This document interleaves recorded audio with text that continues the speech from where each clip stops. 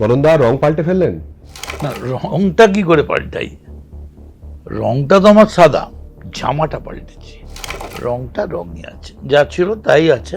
আমার কারোর উপর রাগ নয়, আমার নিজের উপর রাগ যে এই যে আমাকে অসম্মান করলো মমতা বন্দ্যোপাধ্যায়, মেনলি অভিষেক, আজ নয় টানা 10 বছর 15 বছর ধরে। কে হরিদাস পাল, প্রশান্ত কিশোর, ও আমার এটাকে বোঝাচ্ছে কি করে পলিটিক্স শিখতে হবে। বলছে আপনি যখন নমস্কার করবেন বেরিয়ে, আপনি ডান দিক থেকে করবেন না বাঁ দিক থেকে করবেন। যে আমি যদি একটু নিজের পজিশনটা এদিক ওদিক না করতাম তাহলে আমি চিৎপটাং হয়ে পড়ে যেতাম। বাধ্য হই আমার অবস্থান একটু। এ বাধ্য করলো?